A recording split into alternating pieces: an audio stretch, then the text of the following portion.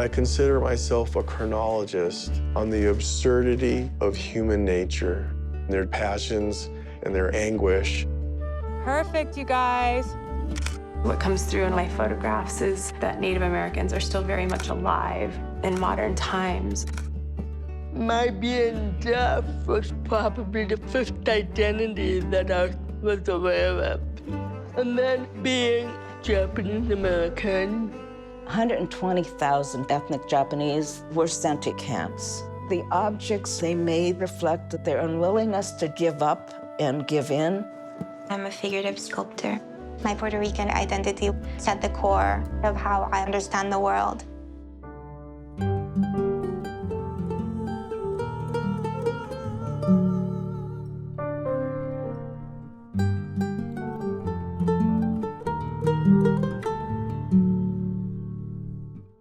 Major funding for Craft in America was provided by Cynthia Lovelace Sears, Lillian Pearson Lovelace, L.L. Brownrigg, National Endowment for the Arts, the Coral Courts Donor Advised Fund. Additional support was provided by the following: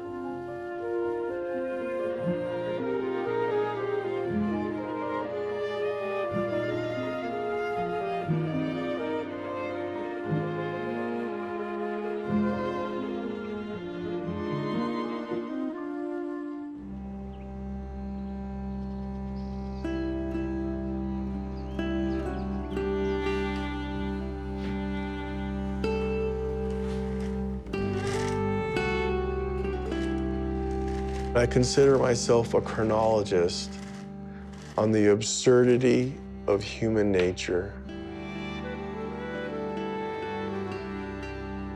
My job is to look and observe and document human passions, human kindness, their griefs, and their jealousies, and their anguish.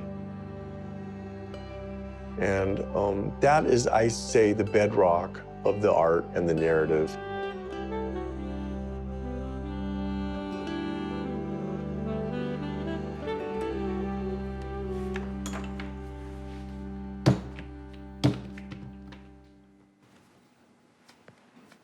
"20 years ago, Diego Romero was one of a relatively small group in Santa Fe amongst the native potters who was making contemporary art. He was taking Indian pottery into a new realm, and still is. I really kind of let the pot speak to me. I have an idea of what shape I'm going to make, but I also listen to the clay. And it kind of has a mind of its own, so it's really a kind of a collaboration.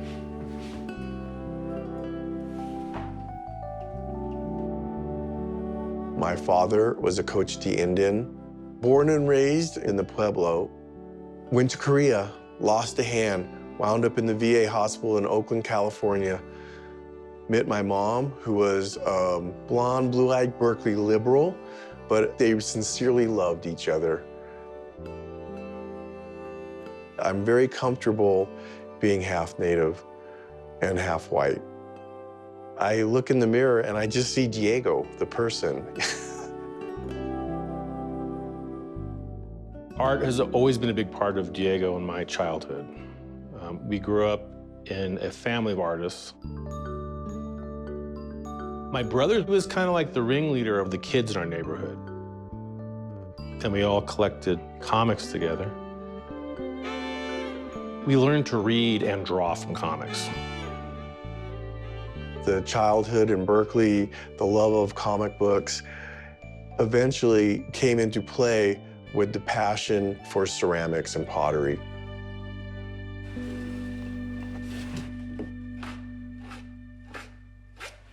I actually stumbled upon this technique in a book called African Coiled Pottery. I've been using it ever since.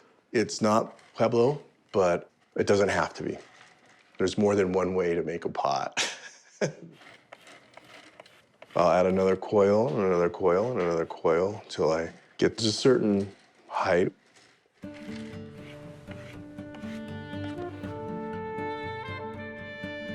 Clay was such a hallmark of Pueblo culture.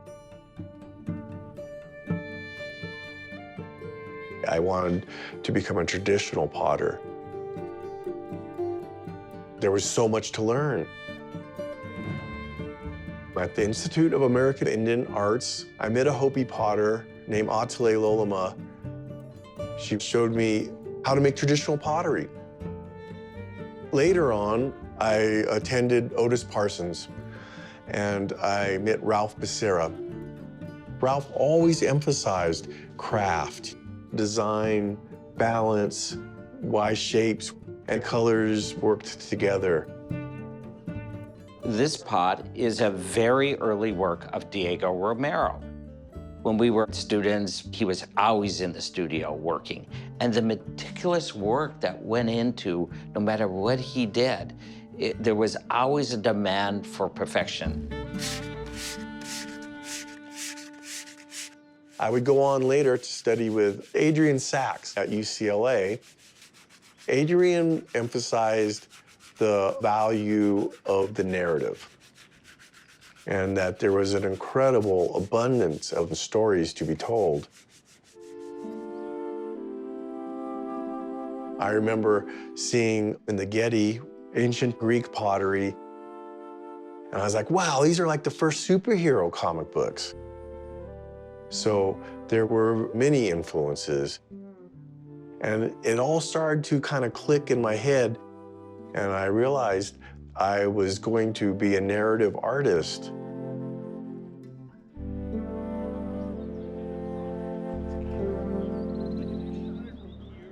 My brother and I have a two-person show here. The Chungo Brothers is a term that our relatives out in Cochiti gave us since we're little kids. I like your painting. Well, thank you. Chungo is a hairstyle worn by Southwest Indians. It's a wrap. It's a hair bun. It also meant little monkey. I really like this with the way you handled the brush strokes and the clouds, too. The idea of identity is heavily embedded in my work and my brother's. I think for us, it's cultural identity. This one is how Coyote steals fire from the fire chief. Do you remember that? Dad used to tell us that story, and that's why he has the black between his ears. He's supposed to be kind of like this rock star deity, bringing fire to man. Our work proceeds from an indigenous perspective. That's our community. But with high rates of suicide on the reservation, low employment rates, things are rough. And if you're in that situation, what do you have? You know, what do you really have? You have your voice. This is titled The Death of Naranjo, and Naranjo is one of the leaders of the Pueblo Revolt. My brother sets the example of a Native person who's using voice fearlessly.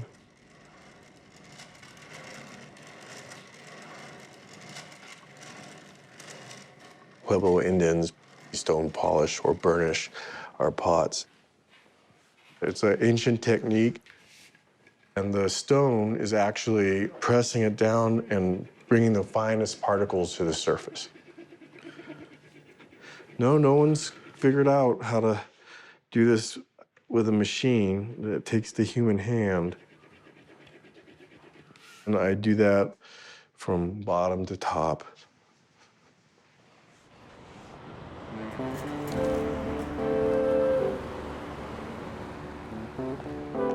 In tribal cultures, potters are considered dangerous. They didn't do human figures because then people would wonder who that figure was and whether this was casting a spell or going to cause them problems.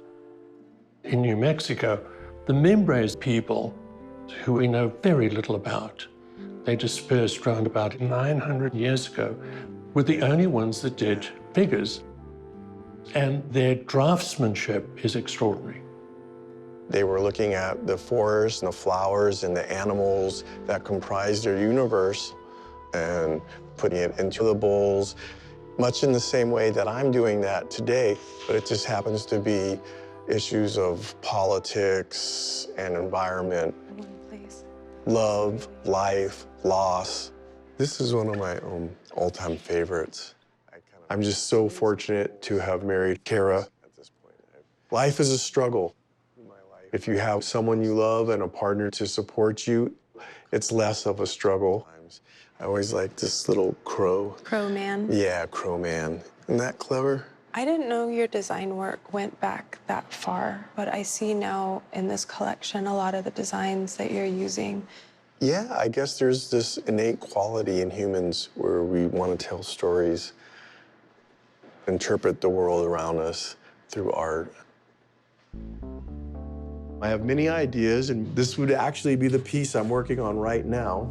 It's on climate change, and we have my character called Chungo on a raft at Museum Hill. All of Santa Fe at this point would be underwater. So he's kind of just pedaling by in a post-apocalyptic future.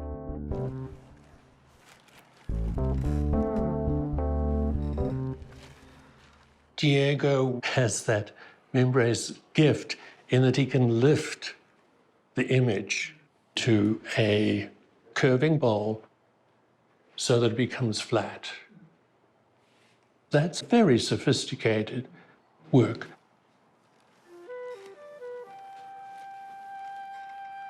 On the surface, it's done in a cartoon style. Then when you get into the content, there's very often extraordinary pain, human pain. These individuals were hanged on the Santa Fe Plaza. This was one of the many circumstances that led to the Pueblo Revolt. The two clouds are symbolic of the spirits of the two individuals ascending into the heavens. Kind of a pop reference, a play on a Pulp Fiction.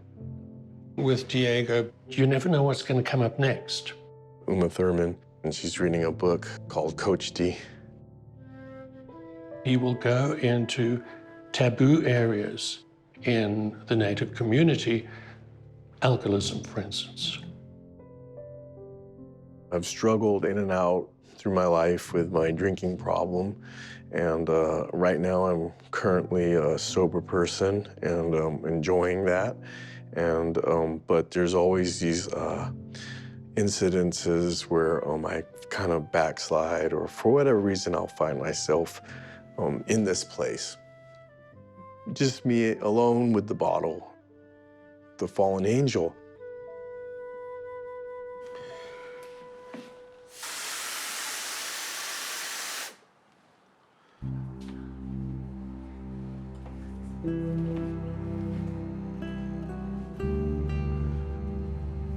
When I visited the British Museum, there I stood in front of my pot, which was across the hall from the Rosetta Stone. And I realized in that moment that my art had truly entered the history of mankind. It's beyond my wildest dreams.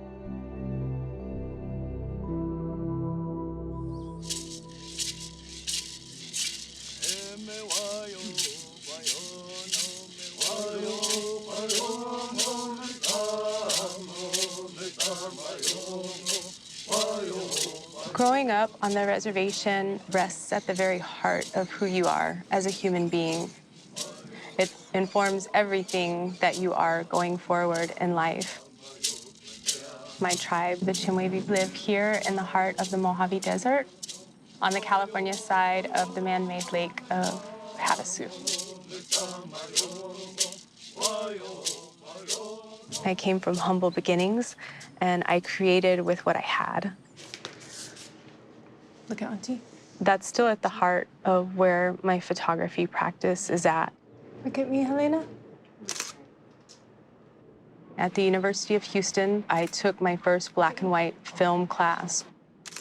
I was the only Native American, and everybody around me was completely unaware that we existed. Elena's so cute. And I knew almost instantly that I wanted to be able to communicate visually through photography, modern Native life. With a photograph, you get one frame to tell a story. And so how can you create a story that communicates as much as you possibly can in one moment? That was where the invention for me of creating these staged photographs came from. It's a blend of absolutely traditional photography and of modern photography technology to tell the stories and create the images that I wanted to create. It's photography with a painterly approach.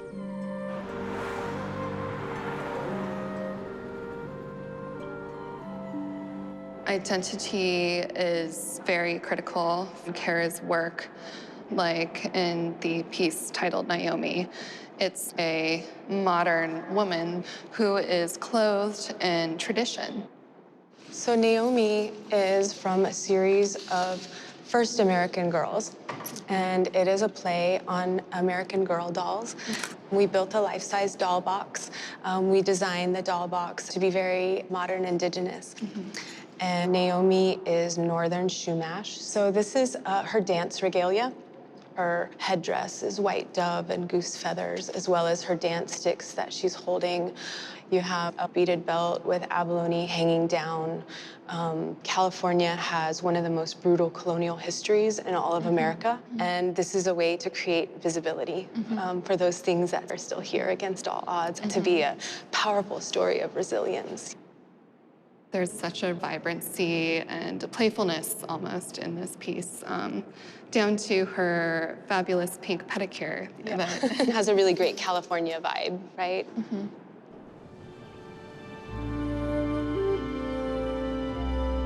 I was asked to participate as one of 25 international artists in the Desert X Biennial. I had an idea how I could ground people in Southern California that they were on Indian land. And I thought, wouldn't it be wonderful if 4 little mythological characters came back to visit Coachella Valley and responded to the landscape? I didn't have a lot of time to turn around 6 billboards, but we did it.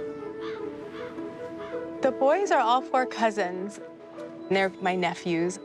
And so I think that there was a great power in them all being time travelers from Chimwavy.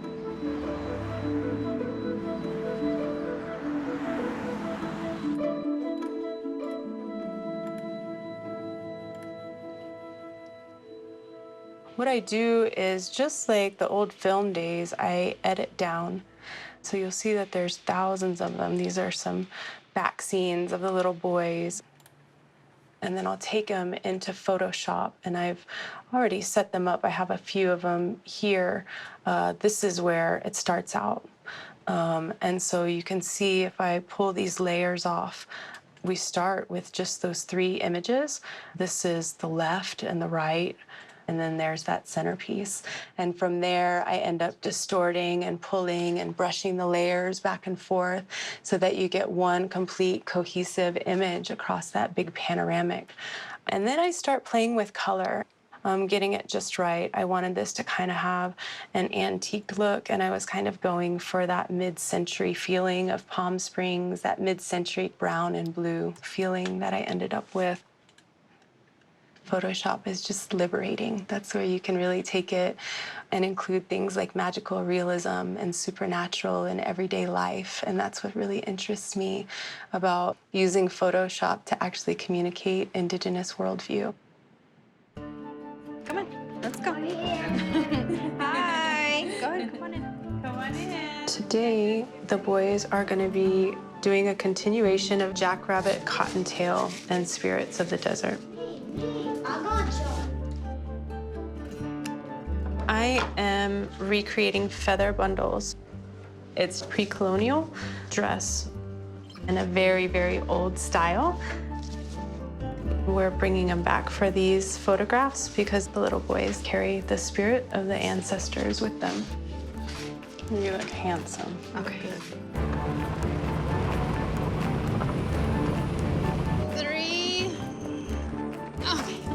4. Last one. Are you guys good? My name's Kiani. His name is PJ, but we call him Curtis, John, and Winka. And tell me about what you're wearing. We're wearing the Indian stuff. And why? Because we are. Remember how we did this last time? Okay, everybody's gonna put their left foot forward. Do you remember your left foot? Okay. You're gonna line up right behind him. Come back here. Come back here. The concept this time is we're gonna do a piece that provokes the viewer to think about that famous Abbey Road image of the Beatles, but we're gonna have Chimwavy crossing with the great wild Mojave Desert around them. You're walking that way. Point your feet that way. Look that way. Keep looking that way. Perfect, you guys. What comes through in a lot of my photographs is that Native Americans are still very much alive and that our indigeneity emerges in modern times. Okay, look that way. It's important to let the non-natives know that we are still here. And a lot of people, you know, I go out and say I'm Chimwavy and they don't know who we are, you know. So now that we're expressing it, thanks to Cara. Chin up, PJ. She's bringing us out there into the open world.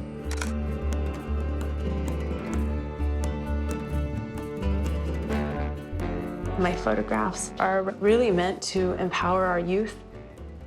I want them to know how powerful they are, how all of that spirit and ancestry lives within them.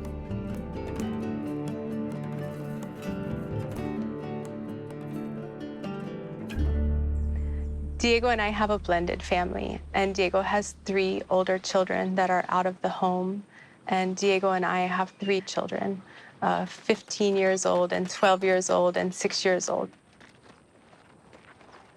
So much of what I create is for the children, to give them insight into who their mom is and to my heart. I like that one. Do you like that one? For a long time, I wanted to create a portrait with my father.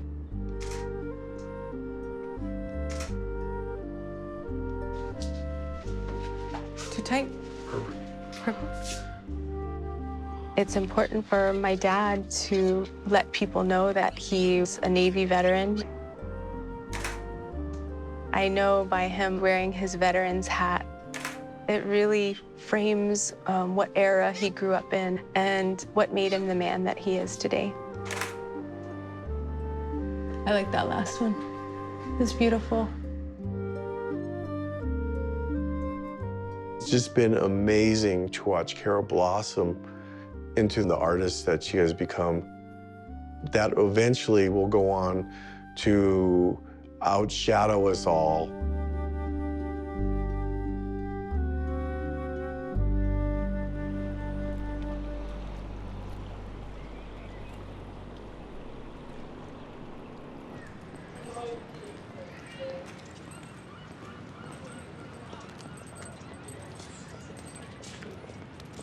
Talking about my deafness and disability has never been really easy, but I realized as time has gone on that my being deaf was probably the first identity that I consciously was aware of. And I have cerebral palsy. At the age of 4, I was going to speech therapy, physical therapy.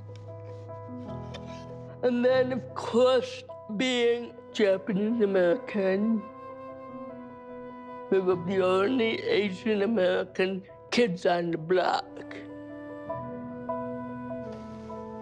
Then there was the issue of being a female in a male-dominated field. So it's a pretty unique identity. I mean, you know, how many deaf, cerebral palsy, Asian American women in woodworking do you know?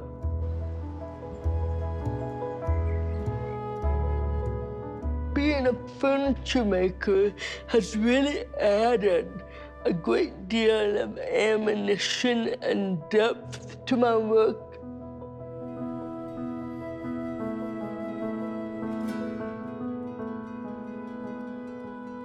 I learned woodworking at San Diego State.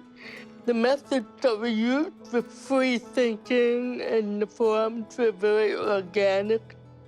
The furniture really didn't look like furniture. And I think that's what really attracted me to the field.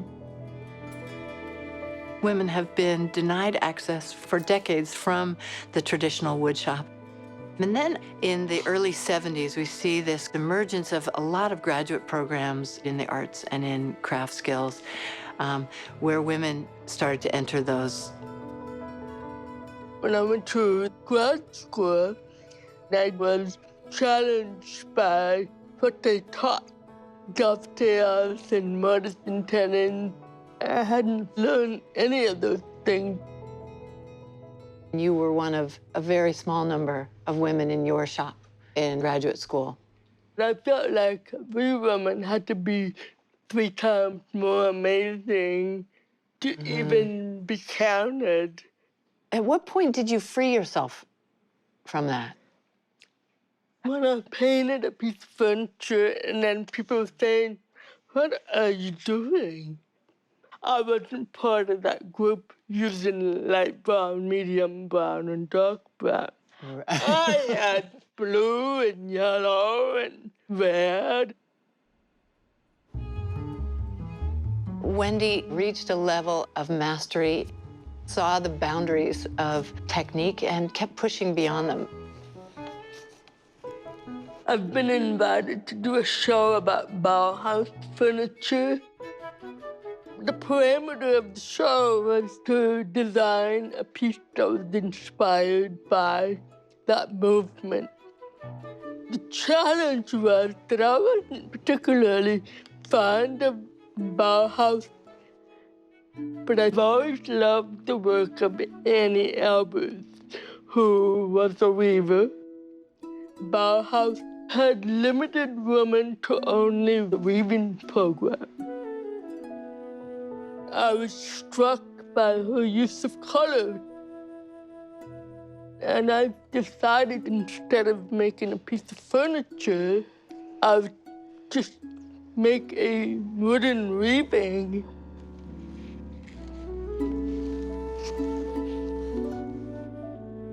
It's important to try different things.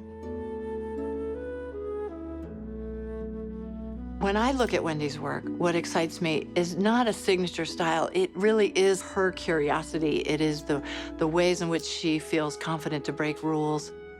Wendy is exploring all of those ways that wood holds meaning and that furniture as a form can hold meaning.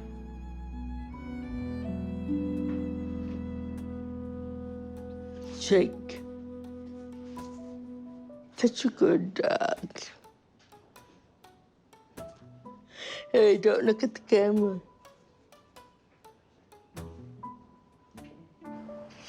Wendy was a university professor teaching furniture design, and part of that process is giving critiques. And so if I cook dinner, I always feel like I'm being critiqued, like I'm doing a master's thesis or something. How many cloves of garlic did you put in this?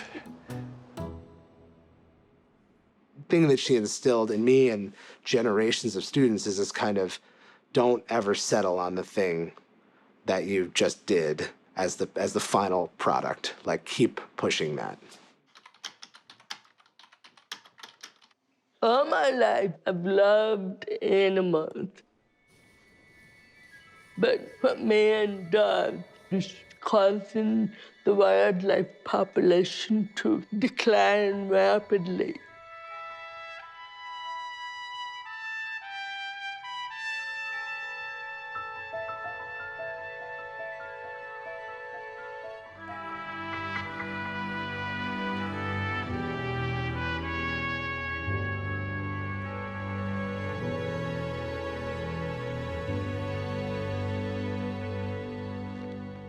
I knew I wanted to make a full-size elephant, But I knew that if I made it the normal way out of wood, it would be really heavy and hard to move.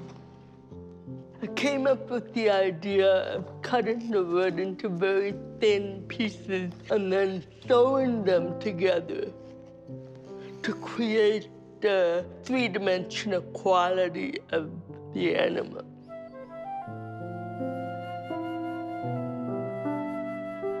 The knots that are holding the elephant together became a metaphor for trying to fix the problem of poaching. That's one of the beauties of craft, actually, this balance between the message and the material.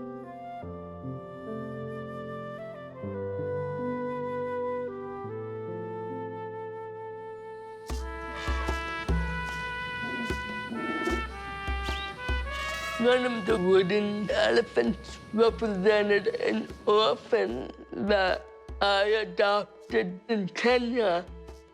I fell in love with this little elephant whose mother was killed. Sanjay is now living at a reserve. It just represents hope in terms of how these elephants can thrive.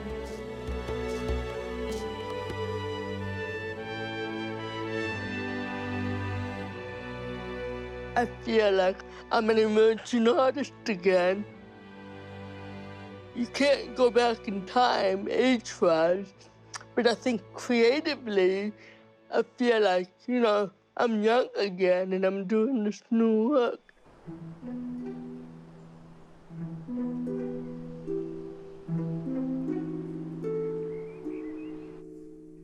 I discovered that as a Japanese American, there's a whole other set of historical references unique to us. And so that's why I wanted to make Executive Order 9066. 11 weeks after Pearl Harbor, Roosevelt signed Executive Order 9066, which essentially said that the Army had a right to exclude anybody from an area that they considered a military zone. Unfortunately, the entire West Coast was deemed a military zone. And by May of '42, they started a wholesale evacuation of the ethnic Japanese living on the West Coast.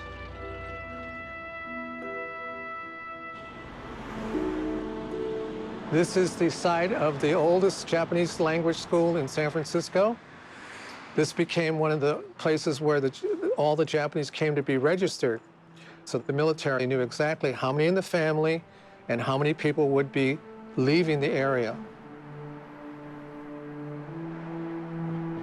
Dorothea Lange was hired by the government to photograph and record the history. She captures the agony that the people were going through.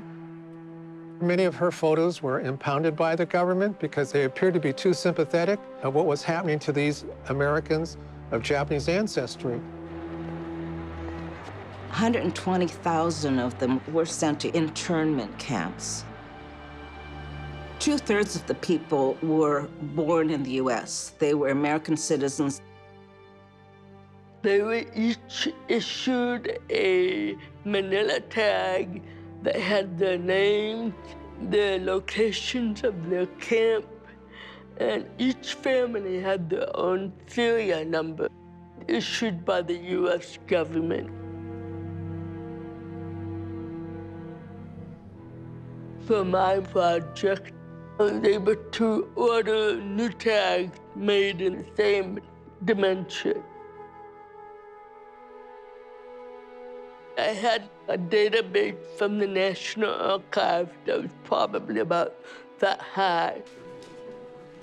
I had volunteers write them and stamp them and tie them.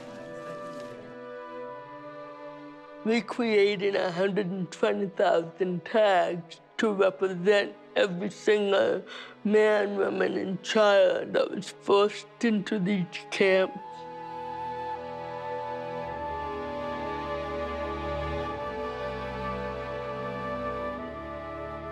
the tags would rotate very slowly, and then sometimes you can hear the paper rustling.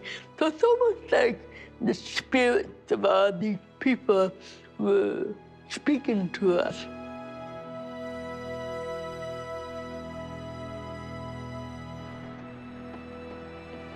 Eight of the camps were in the desert. 2 of them were in the swamps of Arkansas. A well-known painter, Chiro Abata, went to the authorities and he said, you take people out of their daily lives and you put them in this 1 square mile, 10,000 people in a square mile. They're gonna go crazy. Let me start an arts program. He managed to talk artists into teaching classes. And if you had a skill, people would say, could you teach me how to do this? These were not professional artists. They were farmers and fishermen.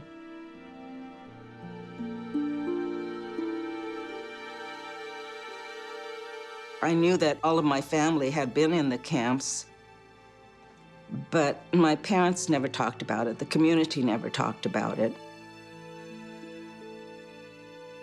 So I really didn't know what this was all about until I happened to discover this bird pin that my mother had in the garage. And I just liked it. I thought it was a nice piece of jewelry, so I started wearing it. And one day somebody asked me where I got the pin, and I said, oh, I think it was made in camp. And I thought, what else was made in camp?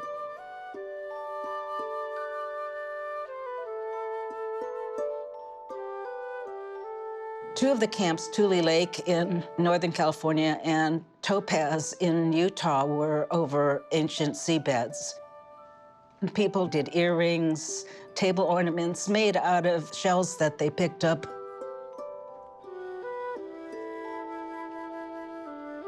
These groups would get together and they'd do it as a little club. People didn't just make floral pins. They were very fond of the Disney characters. They used fingernail polish and other types of poster paint to decorate the characters. People would make memory books and had their friends write inscriptions. This one is carved and it's decorated. At all of the camps, people made bird pins. They used fruit crates for material. They got their hands on a National Geographic issue on birds. And they tried to be as authentic as possible in how they carved it and how they painted it.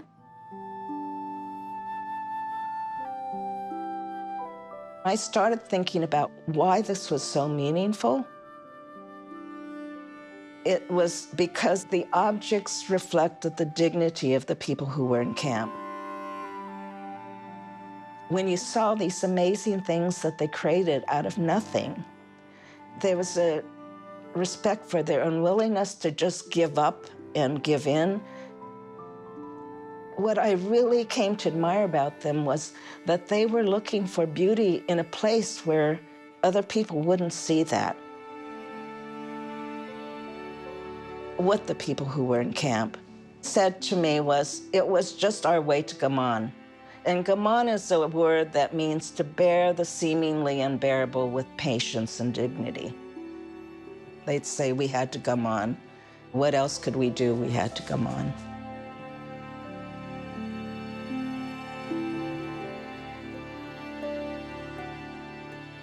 My mother is Momo Nakano.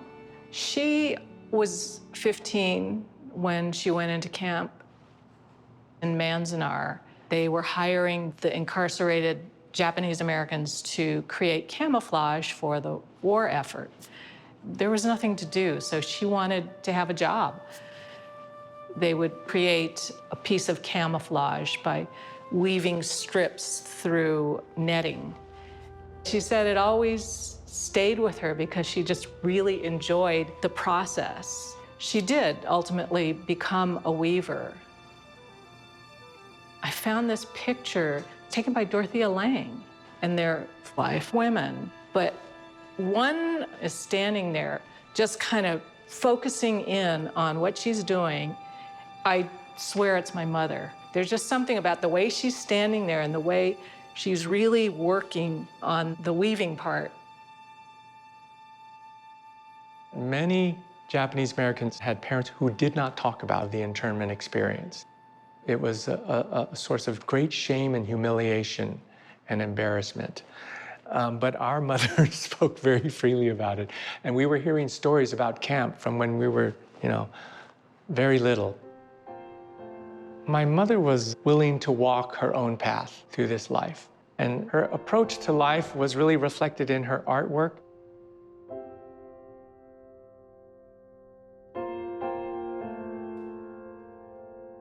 The flag is woven with strips of cloth through a netting that she created. She collected the names of every family that lived in her neighborhood and put them on the stripes. In the blue field, it's all the camp names. And 30th Street was her street that she lived on in Los Angeles. The shape is a tombstone to symbolize the death of her neighborhood. For centuries, Asian Americans have been faced with this questioning of their Americanness. Because you have this face, you are the perpetual foreigner, even though your family may have been here for 5, 6 generations.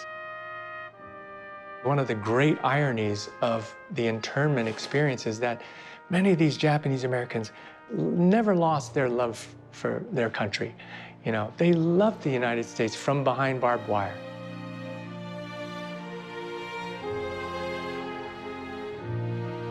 Our parents made the best out of a bad situation. And they didn't talk about it, not just because it was hard for them, but they wanted to spare us children.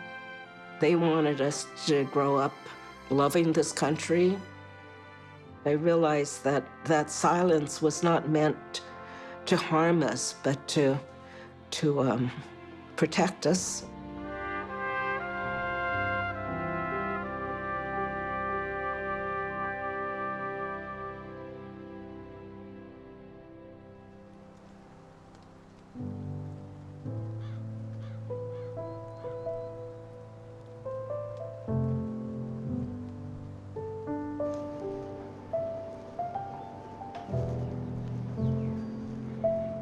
I'm a figurative sculptor. I feel I need to draw out of the clay a sense of presence. You keep playing with the idea of basic anatomical structures and trying to preserve symmetry and just keep slowly compounding that until you feel something clicks in and it's a little bit inhabited.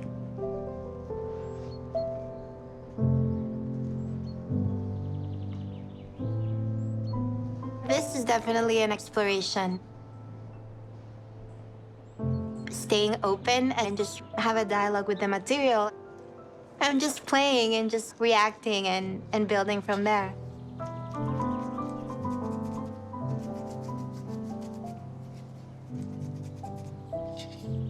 Heads are this primal archetype of consciousness, and it's just really what first hooked me with the figure.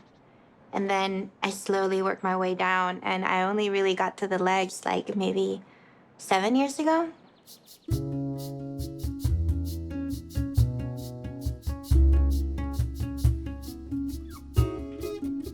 Cristina has achieved a mastery. She masters the material, the scale of her work, the precision, but beyond that is very strong images that are potent images. They really hit you hard. The work is very Latin American, is very Caribbean, but I think it can talk to everybody. So I'm originally from Puerto Rico. I grew up there, but I've lived in Penland for the past 15 years. I have two daughters, 12-year-old Eva and Paloma, who's 17. What? Really? Yeah. This place where we've decided to settle, that is somewhat foreign to me, is a holy home for them. Like, this is their home. I kind of stipple. Like, I just go like this. In North Carolina, I feel I'm very separated in some ways, in terms of, you know, what my first language is and what my history is.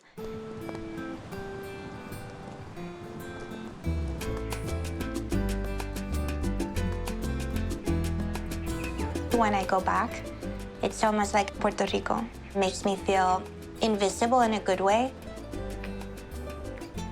Like I'm just part of the background. Puerto Rican identity is at the core of everything that I depart from to understand the world.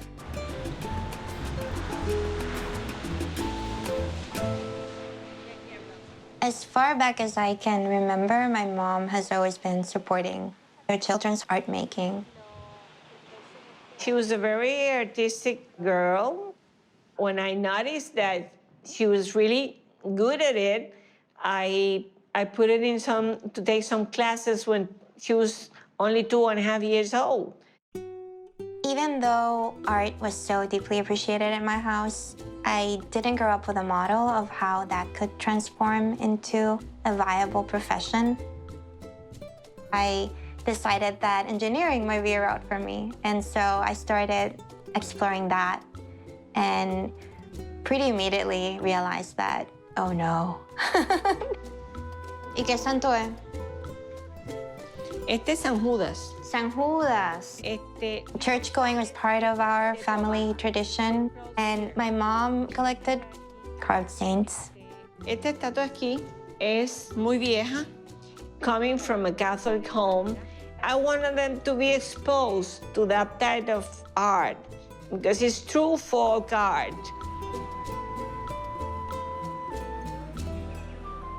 I had always been surrounded by these really dramatic religious images that were intended to draw someone into this very receptive emotional space. And I think it's something that I was able to draw from as I was developing my figurative practice.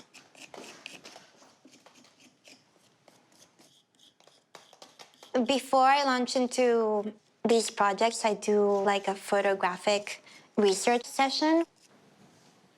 This model in particular is my daughter Eva. Very human. Like, she studied a lot of like anatomy and the things like there's like a bone here, and I was like, oh, there's so many different attributes that play into making the whole sculpture. I've thought about expression a lot. Are they potentially experiencing joy, torment, or sadness? Oftentimes I use maybe a sense of tension or movement in the hands to hint of this emotional state as opposed to holding it in the face. I want the face to be the face you have when all the activity is happening on the inside. It's a very neutral gesture in the face.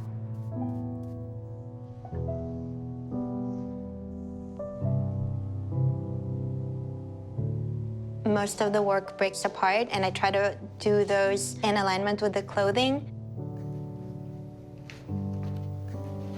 And I will build a base so that she can fire upright in the kiln. Everything will be bisqued and then glazed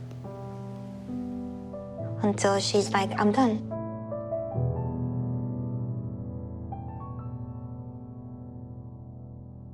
After I graduated from the University of Puerto Rico in Mayagüez, I was just really in love with this material, like infatuated. And, you know, the options were limited at the time, but I came across a workshop owned by this woman, Antonia Hamilton. When she got to my studio, I told her, you have magnificent hands, but let's start. She started doing figurines, small figures. Her parents came, and I said, you know, She might not make it yet economically, but she is one of those few people that the world enriches us with. And so I decided to move to the United States. Went to Alfred University, did my master's in ceramics. And then I went to study at the Florence Academy of Art and eventually made my way to become a permanent resident of Penland. At Penland, people come from all over the world to engage in the creative practice. We specialize in immersive craft workshops, and we are always looking for interesting people to invite. Cristina said, I'd like to invite Jaime Suarez. He was my teacher. He's a very important artist in Puerto Rico. I said, great, let's do it. I was born and live in Puerto Rico. I studied architecture, but at some point in my life, I became a ceramic artist. That took me into other things.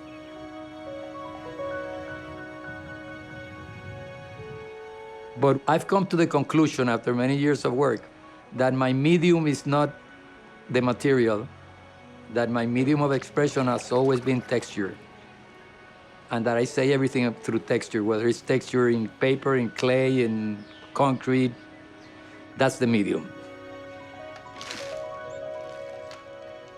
So we're building this texture on this face, trying to just create some sort of imaginary historical residue. Echar un poquito de negro ahí porque... Bueno, está bien, ahora lo voy a... We're spraying vinegar, which causes a chemical reaction on the surface of the clay. This is something Jaime does in his practice. I'm taking the opportunity to collaborate and understand the possibilities of this. En verdad, esto me encanta. One of my passions is teaching. And I think the responsibility of the teacher, more than teaching, is inspiring the students. And she says that's what I gave her. So I'm very proud when you see a student that tells you you inspired me to reach the levels that she has reached. Aquí algo raro, ¿tú pusiste eso?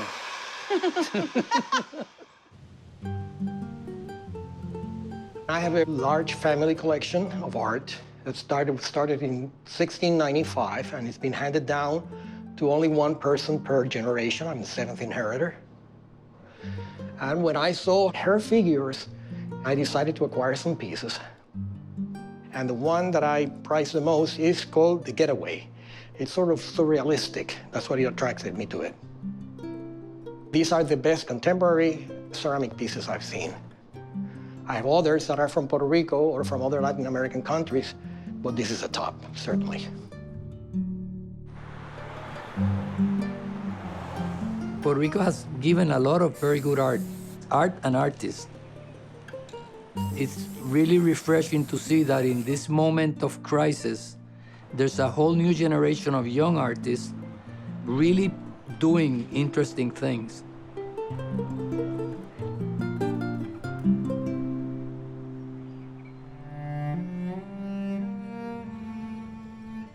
Huracán Maria was devastating.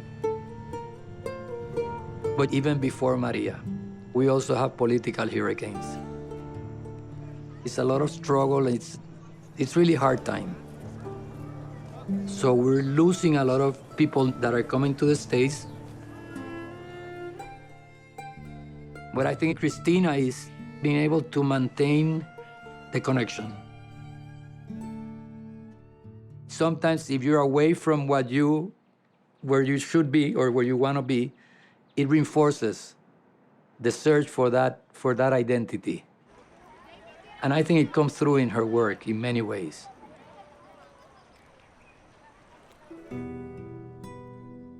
In my work, the boat became the symbol for passage and transition. And so she has this flag ready to maybe stake ground somewhere. And this creature that I understand is a part of herself, maybe this duality between reason and instinct. And I think in creating this piece that was the spirit that I was lining myself with. It's this, this energy of wanting to push beyond what was known and wanting to explore and discover and grow.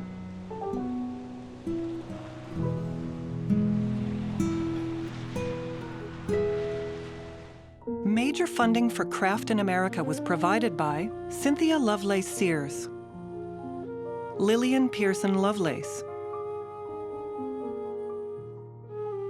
L.L. Brownrigg, National Endowment for the Arts, the Coral Courts Donor Advised Fund.